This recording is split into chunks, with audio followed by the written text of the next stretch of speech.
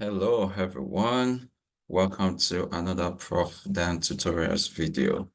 So in today's video, we are looking into a critical update about the EB1 visa category for 2024.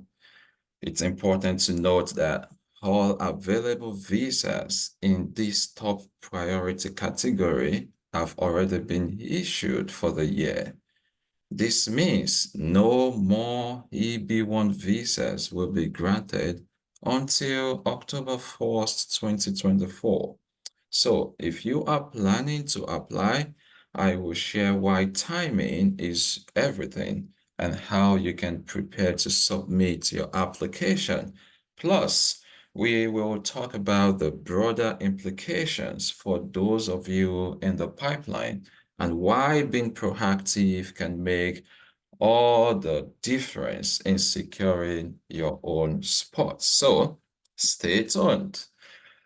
All right, so again, Prof. Dan tutorials for viewers who are yet to subscribe, please kindly do so. And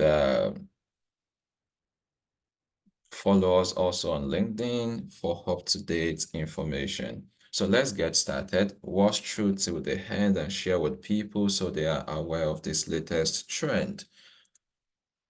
Now, important things for you to take note of first is EB1 visa allocation. And what is this? So now the employment-based first preference EB1 category, which has the EB1A, the EB1B, the EB1C, all known as priority workers, is a top category for obtaining an employment-based green card in the US. And here's how it works. As you see on the screen, you would see that the EB1 category actually receives 28.6% of the total employment-based immigrant visas available annually. This percentage is taken from the worldwide employment-based preference level, which is usually around 140,000 visas each fiscal year. When you calculate this now, that's 28% of 140,000. This will result in about 40,040 visas. So this means this 40,040 visas is allocated to the EB1 category annually. Importantly, you should also note that additionally, if there are any unused visas from the EB4, that's the special immigrants, and the EB5, that's the immigrant investors categories, these are usually added to that of the EB1 pool, so potentially increasing the number of available visas. And despite all of this, now no visas is available in this category. Now, why is timing so important? You know, like I've said, the exact number of the EB1 visas, as we've seen, can vary slightly each year, depending on, the add-ons from the two other categories. So, which also depends on the usage of visas in other categories, as mentioned earlier, and the number of applicants and things like that.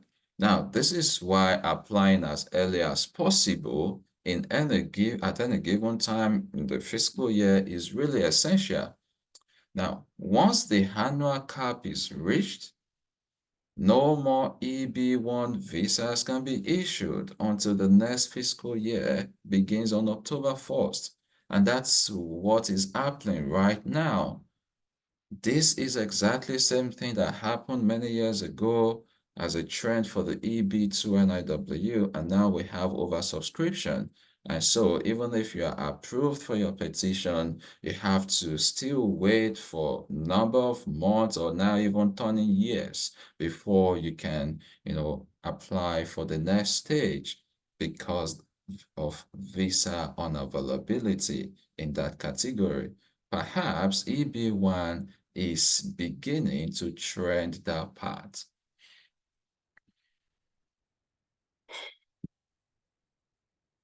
Now, the U.S. State Department, in collaboration with the USCIS, has recently announced that all available EB1 visas for the fiscal year 2024 have already been issued. Remember, this EB1 category includes individuals with extraordinary abilities. That's the EB1A outstanding professors, EB1B, and multinational executives and managers. That's the EB1C.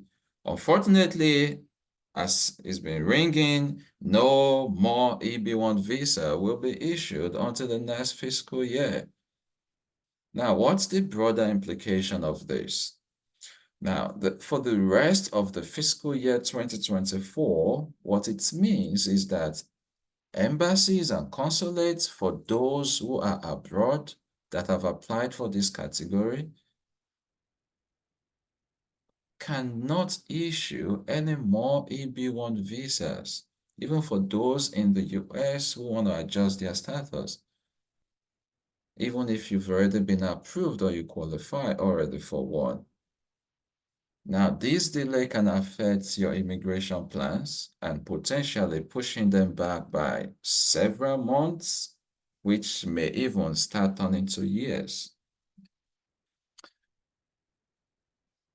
And like I've said again, it's always good to be very proactive and submit your application.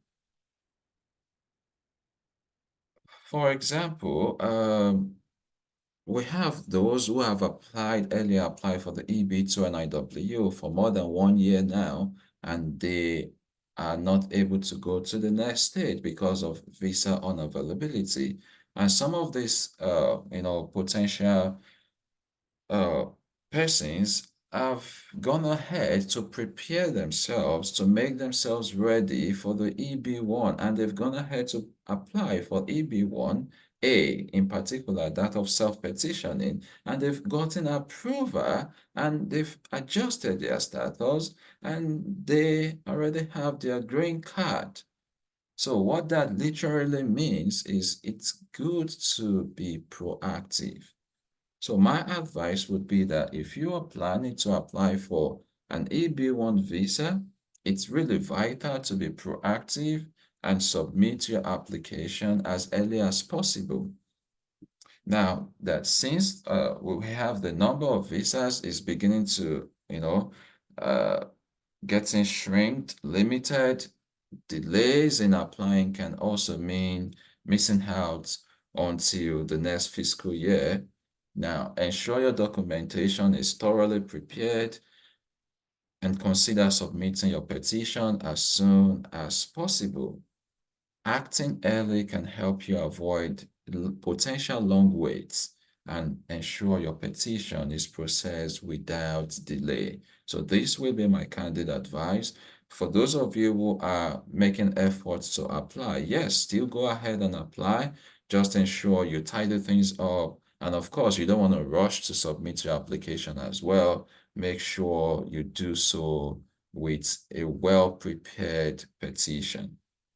Now, in summary, to recap some of the things I highlight of this video is that the EB1 immigrant visa category has reached its annual limit for fiscal year 2024 and is now unavailable through September 30th, 2024. And again, I've said that what this means is that the US embassies and consulate cannot issue EB1 immigrant visa.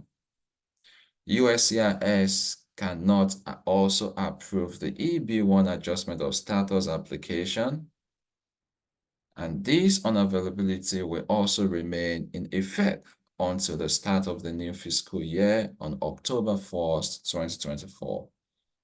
One thing we should also note is that USCIS will continue to accept adjustment of status filings that are current according to the August and September visa bulletin. Yeah. However, these cases cannot be approved until visa numbers become available again in the new fiscal year. For those of you who perhaps, have scheduled interview for adjustment of status, you should still plan to attend, but be aware that the interview may also be rescheduled. So please watch out for that. So that will be it for today's video. It's about the latest news for EB1 category. Remember, you can self-petition for the EB2 NIW and the EB1A. Unfortunately, the EB1A now is beginning to have oversubscription, and perhaps retrogression will start. So act fast and apply, submit, tidy up your petition so that at the end of the day, you can get your green card on time. And that will be it for today's video. Don't forget to like, subscribe, and share with your loved ones. And I will see you again in another video. Bye-bye.